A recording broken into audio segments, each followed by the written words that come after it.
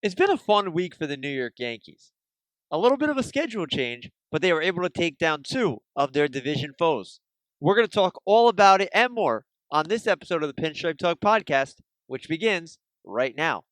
You are listening to the Pinstripe Talk podcast.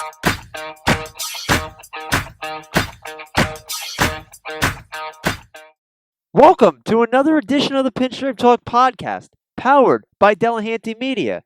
I'm your host, Nick Delahanty, and we are thankful you are joining us once again so we can talk some Yankees baseball with you. The Yankees are on a roll. It is fantastic to watch. We are having such a great time watching this team play. They have won 7 of their first 8 games to start the regular season. They have won 6 in a row. It has been a lot of fun watching this team, and we're going to break down the last 2 series for you that the Bronx Bombers have played. As you all know, a 60-game schedule, it's a part where you have to win every game. Every game matters, and this team has come out of the gate, and they have that feel that they're not going to let anybody get in their way, and it's a really nice feeling to know that every time they take the field, there's a very good chance they're going to win that ball game. And like I mentioned in the little opener, they had a little bit of a schedule change due to the fact that the Philadelphia Phillies were in quarantine. So we got a little bit of a taste of the Baltimore Orioles in a quick little 2-game set to kind of mix and match with the schedule. You're going to see a lot of that early on and throughout the year, because if a team gets quarantined or a team is impacted by the virus, you're going to see Major League Baseball cancel their games and try to look for ways to keep the other teams active and playing.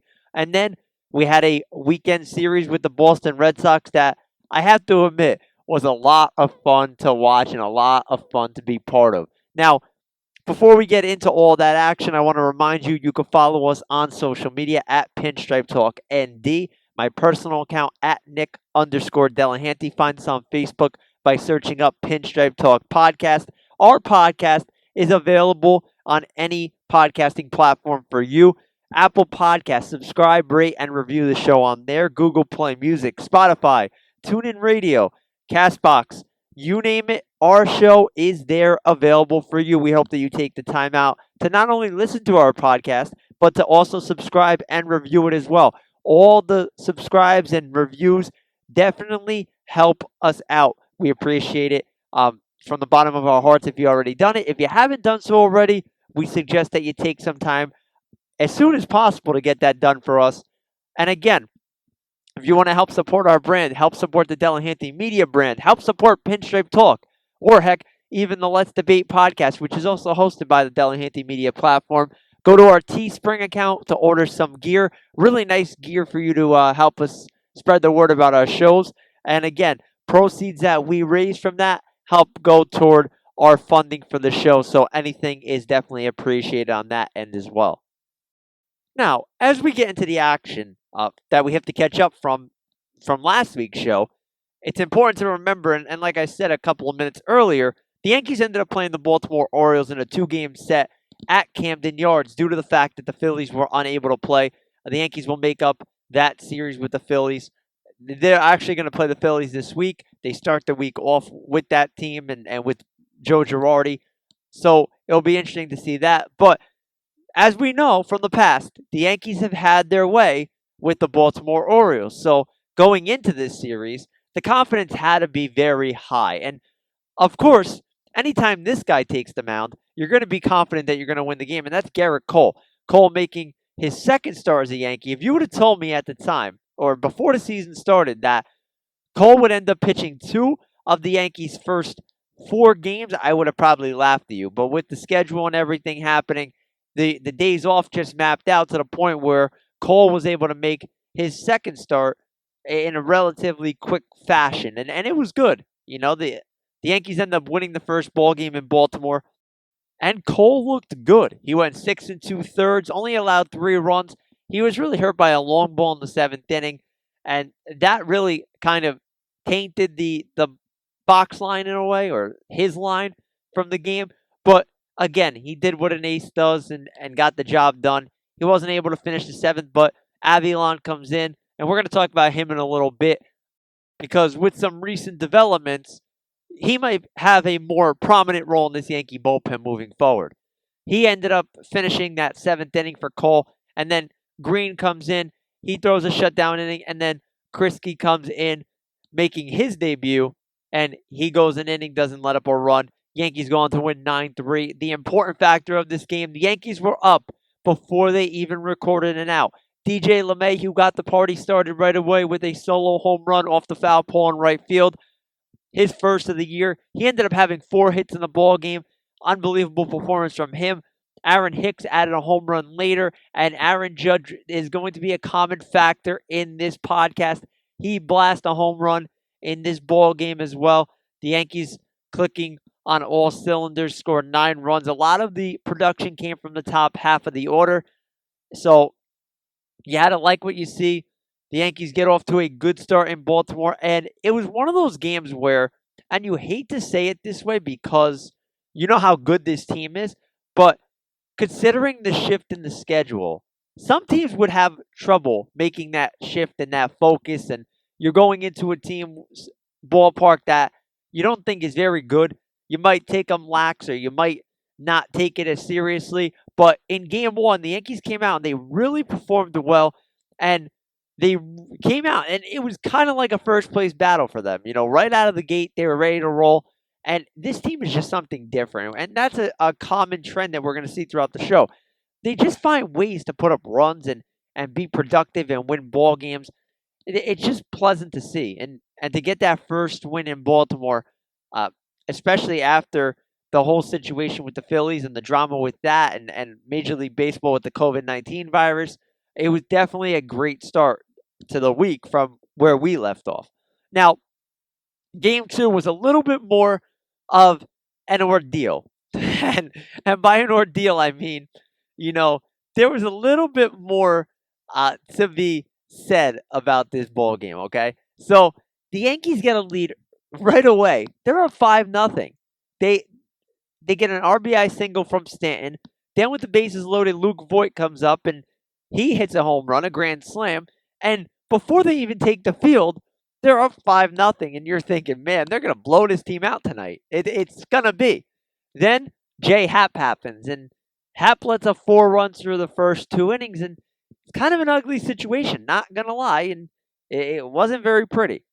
So Ottavino comes in. He pitches the 5th inning. And rain's coming. Rain's on the way. So now you're sitting there and we're thinking it's an official game. They're going to can this. It's over, whatever. But after a long rain delay, around 10:30 on the East Coast, the Yankees come back and they're playing this ball game to completion. And Jonathan Loaisiga comes in to be the long type of reliever here because obviously after a long rain delay and after Ottavino just threw another inning, you're not going to bring him out for a second inning. So Loaisiga has 2 really good innings right away. He looked sharp. He had solid stuff. He reminds me a lot of a Dylan Betances type in terms of his electric stuff, not body or anything like that, but the way that he can go about his business. I think he's more of a Betances type. I think he's more of a 1-inning relief type player down the road. But he goes out and he throws 2 innings, and at this point, the Yankees have the lead. The Yankees are holding on to that 5-4 lead. They didn't score a lick from the second inning on. So you're going into the bottom half of the 8th inning. And after Loaisiga throws 2 innings, what are you thinking as a fan? And my thought process was, okay, Loaisiga did a great job. He gave 2 strong innings, and that's what the Yankees needed him to do. They're going to go right to Tommy Canley in the 8th, and they're going to go to Britton in the 9th. And that's how they're going to operate. Because let's remember, no Chapman. He's still not fully returned from COVID. So, bottom half of the 8th, and Loaisiga comes out to start the inning. Now, I'm thinking, maybe we're stretching him a little too much. Maybe this is not the right idea. Maybe we should go another direction. And Severino hits a home run, and that gives the Orioles a 6-5 lead. Now, in normal baseball world, in normal situations, teams might panic that, we're down a run. This is it. This is over. Was I upset with Boone? Yeah, I don't think he manages the bullpen very well, but that's another story to be said another day. So still with these questions about Canley and why he didn't come in for that ball game, we head into the top of the ninth. And here's where the reoccurring theme that I mentioned earlier is going to come into play. So with two on, and they have an opportunity to take the lead, Aaron Judge comes up to the plate. And what does Aaron Judge do? Aaron Judge hits a home run. Yeah, had 3 strikeouts in a ball game. His only hit of the game was that home run. But Judge comes up in the clutch. And let's remember, Gleyber Torres left this game because he was hitting the elbow with a first inning fastball, and Tyler Wade was on deck. So with guys on base and Judge up at the plate, I thought they were going to walk him, load the bases, and force Aaron Boone to go to the bench, possibly a Mike Ford or somebody like that, because obviously you don't want Wade up with the game on the line. No offense to Wade, but that's not the hitter you want. If you need a base runner, oh, Wade's your guy, but offense hasn't been his strong point in the major leagues. But Judge comes through, and Judge comes up clutch. And the guy's home runs, it seems like they give the Yankees the lead every time he hits a home run, or they tie the game. It's incredible what this guy's been able to do. So Judge bails the Yankees out in the top of the ninth, and Aaron Boone, they go on to win the game. Britton comes on and close it. It was relatively easy, nice and easy, lemon squeezy, and that ball game was over. Now, after the game, Aaron Boone was asked about why Canley wasn't inserted into the game for the 8th inning. And Boone said, okay, we'll have more about that tomorrow. Now, right away, I had 2 thoughts in my mind about this situation. Number one, I'm thinking, oh my goodness, Tommy Canley has COVID-19. I hope that's not the case. I hope he's not ill because, first of all, you don't want anybody to get the virus. If you want anybody to get the virus, you're a sick human being. But that was my first thought. And then my other thought about that was, if he has COVID, how is it going to impact the rest of the squad? And, that's a scary thing to think about. And then the other thing you have to also consider is there something wrong with Tommy Canley in terms of injury? We didn't see him since Sunday when he pitched against the Nationals, struck out the side, looked electric. What's going on with Canley? Well, Canley needs Tommy John surgery, and that's a big blow. And I want to just take a second to talk about Canley because when the Yankees made the trade to get David Robertson and Todd Frazier, Canley was seen as more of a, I don't want to say a throw-in, but an additional piece in that trade. And little did we know at the time, and little did I know at the time, Canley was going to become one of my favorite Yankees to watch. He has just been unbelievable to this franchise, and he's such a good clubhouse guy. He's always in a good mood. He's laughing. He's keeping it loose, and it's such a valuable tool when you have a guy that has such a great ability on the mound, but is even a better person. And I hope that he recovers well from this because, let's face it, Canley's in a walk year as well. And who knows if he'll even return to the Yankees, because at this point, you have to consider that a year in, he's going to have to rehab, and he might not be on a big league mound for a very long time, maybe toward the end of next season, if that. So I wish the best to Tommy Canley. I hope this isn't the end of his tenure with the Yankees, but if it is, I think that Yankee fans need to appreciate what this guy has done because he has been a very, very valuable piece to the Yankees bullpen over the last couple of years and has been a very valuable piece to their clubhouse chemistry and the daily grind of a baseball season. You need guys like Tommy Canley. So losing him definitely hurts, but luckily for the Yankees, they have a lot of depth in the bullpen. As long as everybody stays healthy, they'll be okay. And let's remember, shortened spring training, right into a season, it's going to be hard for guys, especially pitchers, to avoid injury. So it is a domino for the Yankees. This is something that they didn't envision. This is something that they definitely didn't want. But overall, they're going to have to make do, and they're going to have to figure out a way to map out the innings that Canley would have gotten. Maybe Loizaga, maybe a Luis Avalon, who the Yankees seem to be high on. A lot of people don't realize that dude has been a valuable reliever in the big leagues for a while now. He's not just some no-name. You look at Mike King, you look at Krisky, Nick Nelson. We're going to talk about that kid in a few minutes too. He was nasty in his debut. So there's a lot of options, but the story has to remain the same. You wish the best for Tommy Canley moving forward. So now that we broke down the beatdown of the Orioles over a 2-day stretch, let's get into the Boston series, shall we? And the Yankees, They have a big series against the Boston Red Sox over the weekend, a 3-game set at Yankee Stadium. It marked the home opener for the Bronx Bombers in 2020. Now, there's a couple of things that need to be addressed here. Number one, regardless of how good or bad both teams are, the rivalry is still always there. So the Red Sox, as we know, are on a down year. They are struggling. They have no starting pitching, none whatsoever. And they are in a rebuild. We know they traded Mookie Betts over the offseason, and now they're in that place where they're trying to restart. And they have two really nice pieces on the left side of their infield. I have to give credit where credit's due, in Xander Bogaerts and Rafael Devers. They are both annoying to deal with as an opposing fan. In Game 3, as we'll talk about, I was tweeting for them not to even pitch to either one. That's how good they've been. Devers, you have to give him credit for a guy who a lot of people wrote off as somebody who wasn't going to be good defensively. He's really taking strides to be better. And Bogaerts is one of the most underrated shortstops in the game. They have a really nice left side of the infield that they could keep that intact for years to come. Bogaerts is under contract. Devers still a young pup, but it's going to be fun to watch them for years to come in the rivalry. And in Game 1, it was fun. The Yankees had their home opener. They did all the home opener festivities. It was weird without fans. You saw the virtual fans over the weekend, which was really weird. But at the end of the day, it was a home opener. You know, we've been waiting so long to see the Yankees play an actual game at Yankee Stadium. And we finally got that. It stinks that we all couldn't be there, but they're playing baseball, which is the thing that matters. And we have to talk about this because I think this was the best part of the home opener ceremony.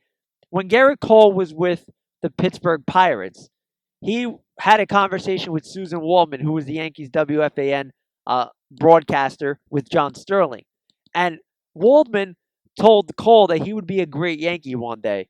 And I don't know how it transpired, but they agreed that when Cole becomes a Yankee, Susan Waldman, who was once on Broadway, would end up singing the national anthem on opening day. Well, Susan lived up to the hype, and Susan lived up to the promise she made to Garrett Cole and sung the national anthem. And boy, was it a great performance. She killed it. Absolutely killed it. Listen, I was down the shore. I was living the beach life. But I had to tune in for that specific reason. That was the reason why I had the home opener ceremony on. I wanted to see Susan rock it, and she did. Credit to her, not only for keeping the promise, but for doing such a great job. And Garrett Cole really appreciated it. You could see the connection between the two. It was just awesome to see, especially given that Cole was enjoying or embracing his first opening day as a Yankee, and it stinks that he couldn't get the ovation that he'll eventually get when the Bronx sees him pitch live, but it was nice to have that moment for him. And the opener marked the return of Gumby. Jordan Montgomery is back. And boy, did he impress. He went into the 6th inning, looked really good, only allowed 1 run through 80 pitches. He did what the Yankees needed him to do. They turned the ball over to Green for 2, then Ottavino to get a batter out, and then Holder to finish it off. So they got the job done. The pitching held up in a 5-1 victory. Not much needed there, but the Yankees did it again with the long ball. Judge, for the 3rd straight day, hit a home run. He hit one off of Weber in the 3rd. Then Urshela, the happy fella. Who doesn't love this dude? He hit a home run. And Brett Gardner, who has been in a terrible slump, hit one into the 2nd deck at Yankee Stadium. The Yankees are hopeful that one swing gets Gardner going. In that game, you saw him take 2 walks too, which shows that he's not jumping at pitches. He's not anxious at the plate. So that is a good sign. But in all, the long ball prevails. Yankees go on to win. And again, it's a nice start to a series where the Yankees should win based on, if you look at the two talents and where the two teams are going, it's a situation that if you're the Yankees, you're taking that game 9 out of 10 times. You're saying, man, I got to win that ball game. So let's jump right into Game 2, shall we? And we saw the return of Masahiro Tanaka. It's like a return week. It's like a homecoming for the Yankees. Tanaka, who a month earlier got hit in the head by a 112-mile-per-hour line drive off the bat of Giancarlo Stanton, was back on the mound, and it was great to see him there. You know, if that was me, I would probably lock myself in my room or in somewhere where I couldn't get hurt because I would be afraid for my life. But Tanaka, a grinder, a gamer, he wanted to be back on this mound. He loves this team. He was ready to go. And he put inserts in his hat that will help protect his head, which is very smart. I do like that. I think it's a bright idea. But Tanaka didn't last long in this game. And we didn't know going in that he had a pitch limit. So his 50th pitch ended up being his last. He ended up going into the third inning, but couldn't get out of it. So now you're saying to yourself, is Tanaka hurt? What are the Yankees not telling us? This is not very good. But it was just precaution because Tanaka was not built up in terms of pitch count. And that's okay. We got him back on the mound, and over time, he's going to progress in pitch count. So at least we know he's not hurt. You could see by the third inning, he was starting to wear down. He was starting to get a little tired. So it was a right move to go to the pen. And the pen is really what deserves a lot of credit in this ball game. Tanaka let up 2 runs before departing. Luis Avalon comes in. He goes an inning in the third, doesn't allow a run. Nick Nelson, in his major league debut, goes 3 innings. He picks up the win in his major league debut. He didn't let up a hit. People, he didn't let up a hit. This kid didn't even make the opening day roster. That's how much depth the Yankees pitching has. They have so many young arms that could come in and just dominate and get guys out. It's crazy. Nelson did walk 2 guys, but he didn't let up a hit. Struck out 4 in the process. That's huge for the Yankees, especially given that Tanaka didn't have the pitch count to go deep into this ball game. They needed somebody to come in and give them length. And that's what Nick Nelson did. He goes on to get the win. And then in a 3-run ball game, David Hale, not Zach Britton, not Adam Ottavino, not Chad Green. David Hale comes in for the save. He goes 2 innings. He let up a couple of hits, walked the guy, but he didn't let up any runs. Picked up the save. A rare 2-inning save. So the Yankees don't use their big guys in the bullpen, but show, we are top-heavy bullpen. We have guys at that back end that really could dominate. But the guys at the lower half of the bullpen are just as good. They could get outs too. And when asked after the game why Britton wasn't used, Boone cited load management, given that he's been up and down in the bullpen and been used whatsoever. But which is understandable given that they just lost Canley for the year. So it's impressive to see that they could go to anybody in that pen and they can get outs. I'm sure the Red Sox would love to have some of these arms that the Yankees possess because they can't get guys to get outs. Godley threw 3 in the third, let up 5 runs. The bullpen had to come in and stop the bleeding. So, again, great job by the Yankees bullpen. And guys not named Green, Otto, or Britton really did a nice job here. And the Yankees did it with the long ball again. Judge, for the 4th straight day, hit a home run. This guy is on a tear. And then you got a Gio Urshela grand slam in this one too. Gio Urshela, the most happy fella. I love this kid, if you don't know already. I absolutely love him. Kid's been unbelievable. They got to keep him in the lineup every single day. It's a beautiful thing seeing him hit the ball like he's been. And playing defense the way he does because, man, that kid can field. So, that's game 2. Another exciting game for the Yankees. And you're sitting there and you're like, why are they not going to the top guys in the bullpen? But never a doubt, they found a way to get the job done and still pick up the win without using those guys. And that takes us to Sunday Night Baseball. Yankees and Red Sox. What better way to spend a Sunday night than watching the Yankees and Red Sox battle it out on ESPN? And it was your typical Yankees-Red Sox kind of bruising, a lot of offense type of game.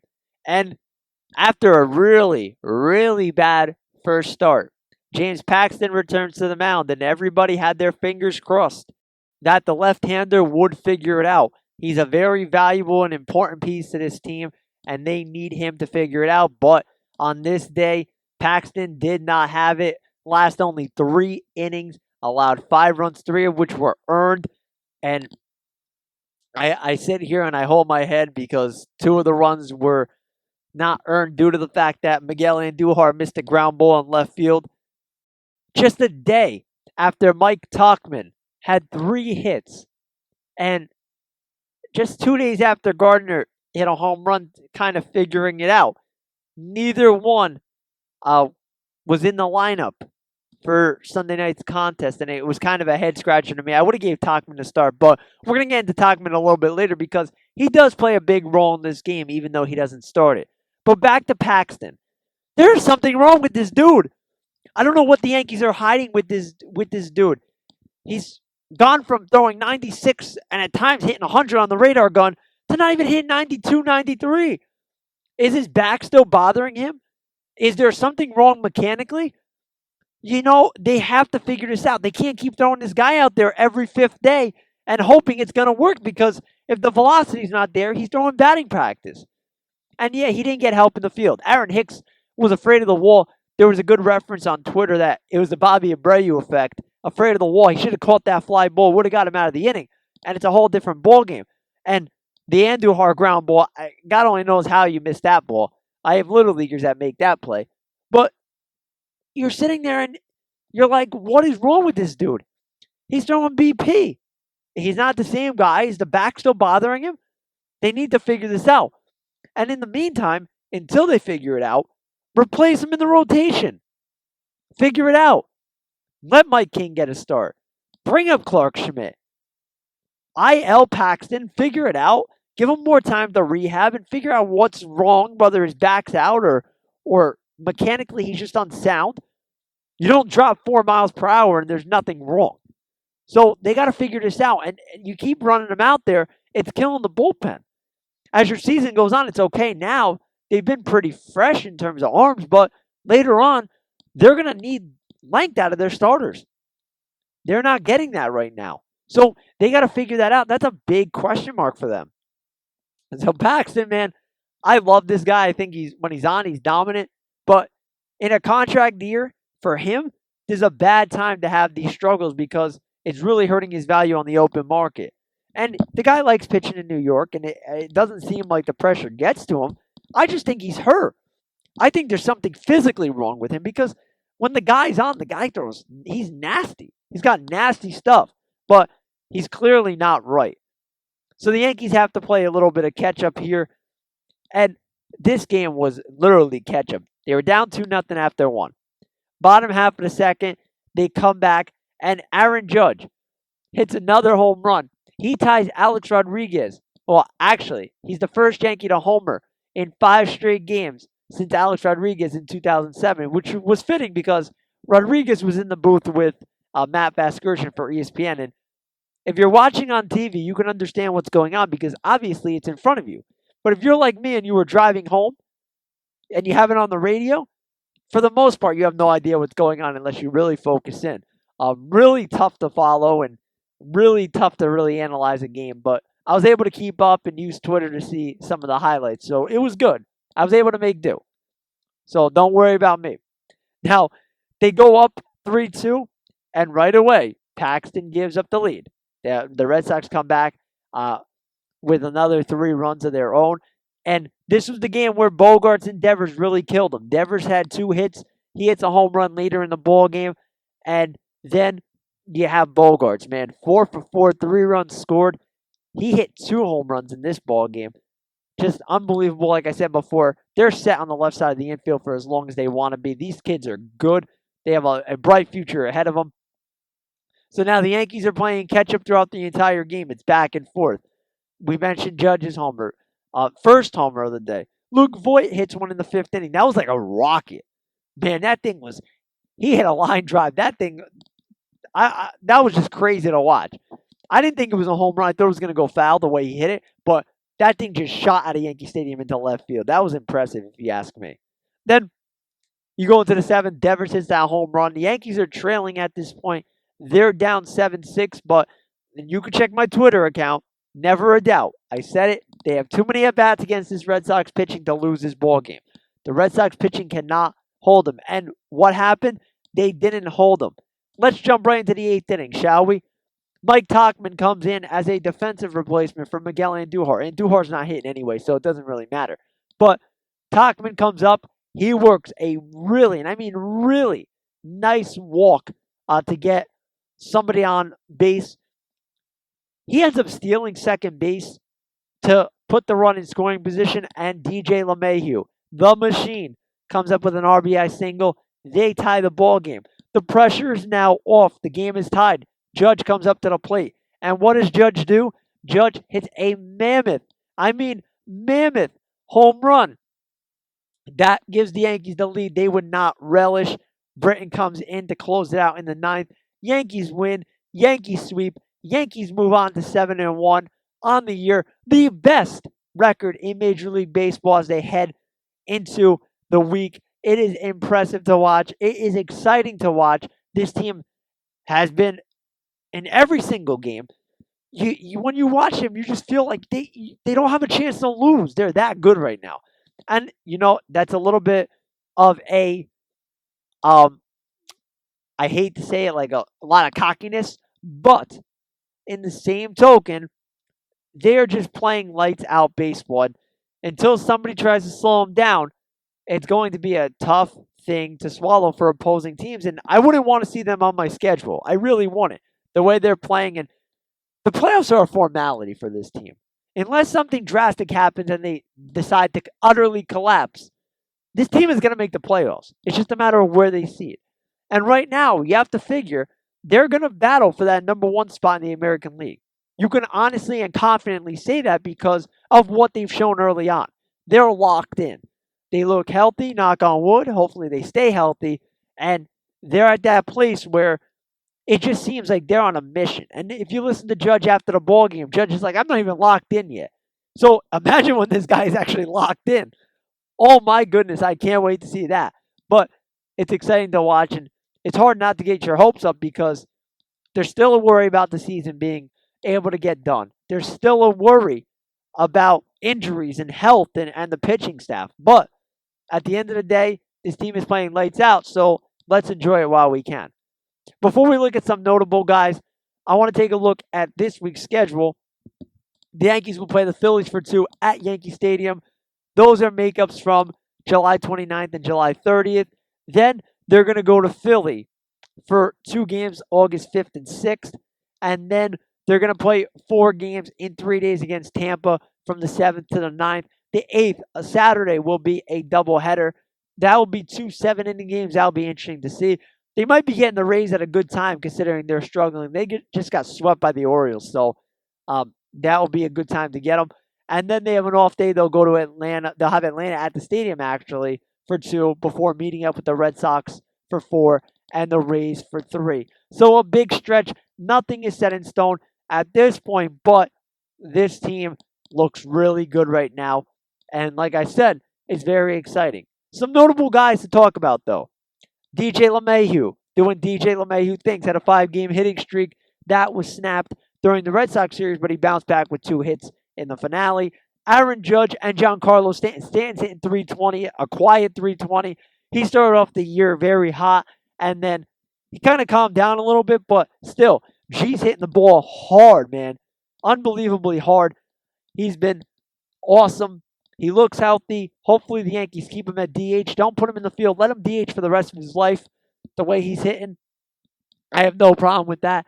Judge has been a monster. Home runs every single night. He's only 3 shy of the team record for consecutive games homered in, and that is held by the captain, Don Mattingly. Can he break it? Only time will tell. And the other notable is Gio Urshela. Got to give him a lot of credit, hitting really well. 308 early on in the year. He's doing it both with the glove and the bat. He had 3 hits in that series finale against the Red Sox. So you credit him. He's been really forcing Miguel Andujar out of the lineup because he's really claiming his spot at third base. And then some other notables who have been slumping. Gleyber Torres, man, it seems like he's pressing a little at the plate. Maybe it's the 3-hole. Maybe it's the transition to shortstop. Who knows? Hopefully Gleyber gets it going soon because he's an important piece of this team. Aaron Hicks struggling at the plate, struggling defensively. Honestly, if I'm the Yankees, I give more playing time to Tauchman. I split him between Gardner and Hicks. The way that they're both hitting, Gardner's been struggling as well. I wouldn't have any issue in a shortened season going Tauchman and giving him a lot more playing time out there. The way he's been a vital part of this team, and he's an everyday outfielder in my opinion. Luke Voigt's been picking it up. I know I was one that said Luke's got to start swinging the bat, but he's been better as of late. Hit the home run in the series finale and seems to be getting back on track a little bit. Gary Sanchez is lost. August Gary has been activated. He's had a couple of hits in August, so hopefully he figures it out because he's valuable as well. Got to give him credit. He's been a lot better behind the plate. And, you know, if they could all get going at the same time, this lineup is going to be very, very, very scary. Now, that's going to wrap it up for today's show. This has been a really fun one. I was really excited to do this show because I've been loving watching this team play, and I hope that it continues. Baseball's a long grind, and even in a 60-game slate, you're going to have your ups and downs, but for the time being, let's enjoy it. Let's embrace it. If you're not enjoying it and you're a Yankee fan, you need to reevaluate. This has been fun. Nothing is set in stone. We're early in the season. We have to pray for health, especially with regards to the COVID-19 virus all around the league. And we have to hope that the production stays. And let's hope that the pitching staff can figure it out a little bit other than Garrett Cole. Garrett Cole makes his debut in the Bronx in a real game this week. This is fantastic, people. It's really happening. Now, as always, follow us on social media at Pinstripe Talk ND. My personal account at Nick_Delahanty. Find us on Facebook by searching up Pinstripe Talk Podcast. The podcast available on all podcasting platforms. Apple Podcasts. Subscribe, rate, and review the show on there. Google Play Music, Spotify, TuneIn Radio, iHeartRadio. You name it, our show is there available for you. If you love listening to us talk about the Yankees, listen to me talk about all sports on the Let's Debate podcast every Thursday night on our Facebook page. Search up Let's Debate podcast. Listen to that. Myself and my cousin Kyle Delahanty break down anything and everything going on in the world of sports. It's a lot of fun. We enjoy doing the show. We hope that you take some time to listen in. Now, until our next show, and I'm anticipating that it will be Monday because obviously we've been doing this once a week deal. We hope that you stay healthy. We hope that you continue to enjoy watching the Yankees. And if needed, we'll be putting out new content for you. We'll try to aim to put out new content for you as quickly as possible. But as always, we thank you for tuning in and taking time out of your busy schedules to support our show and our brand. As always, I'm Nick Delahanty. Remember, let's go Yankees. This is fun times in the Bronx. I just wish that we could be there. Until next time, this has been the Pinstripe Talk Podcast powered by Delahanty Media. Stay safe, and we'll talk to you really soon.